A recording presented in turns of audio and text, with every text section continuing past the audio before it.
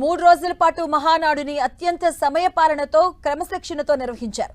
చివరకు బహిరంగ సభ కూడా ముందు నిర్దేశించుకున్న సమయానికే ముగించారు. ఇక గతంలో ప్రతినిధుల సభల్లో ప్రసంగాలు సుదీర్ఘంగా సాగేవి. రాత్రి 10 గంటల తర్వాత కూడా కొనసాగేవి. చంద్రబాబు దాదాపుగా ప్రతి తీర్మానం పైన మాట్లాడేవారు. కానీ ఈసారి దానికి భిన్నంగా ఉదయం 10 గంటలకే సమావేశాలు మొదలై సాయంత్రం 6:30 ముగిశాయి. తొలి రోజు చంద్రబాబు ప్రారంభ ఉపన్యాసం తప్ప మిగతా తీర్మానాలపై ఆయన మాట్లాడలేదు. మొదటి రోజు ప్రవేశపెట్టిన అన్ని తీర్మానాలపై ఆయన రెండవ రోజు ఉదయం ఒకేసారి మాట్లాడారు.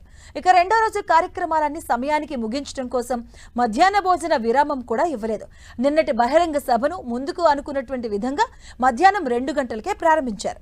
ఇక లోకేష్ కి పార్టీ వర్కింగ్ ప్రెసిడెంట్ ఇవ్వాలన్న డిమాండ్ మహానాడులో బలంగా వినిపించింది. కార్యకర్తల నుంచి వస్తున్న డిమాండ్ అని గలమెత్తడంతో పాటు వివిధ తీర్మానాల సందర్భాల్లోనూ ఈ విషయాన్ని అధినేత దృష్టికి తీసుకెళ్లారు. సరైన సమయంలో సరైన నిర్ణయం ఉంటుందనే సందేశం మహానాడు వేదికగా నేతలు కార్యకర్తలకు పంపించారు. మేము సుమారు 33-34 మహానాడులు చేసుకున్నాం.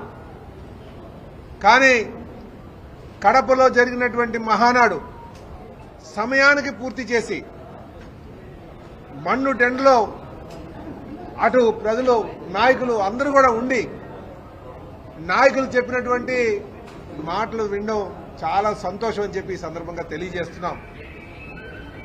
అలాగే భవిష్యత్తులో కూడా ఇదే స్ఫూర్తితో మహానాడులు చేస్తామని చెప్పేసి మీ అందరికీ తెలియజేస్తున్నాం. మరొక మారు ఈ సందర్భంగా మా యువ నాయకులు లోకేష్ బాబు గారికి మేము శుభాకాంక్షలు తెలియజేస్తున్నాం. ఎందుకంటే ఆయన మౌలిక సూత్రాలపైన ఆయన 6 శాసనాలు చేయడం, నందమూరి తారక రామారావు గారి యొక్క ఏదైతే సిద్ధాంతాలు ఉన్నాయో అది చాలా సంతోషం.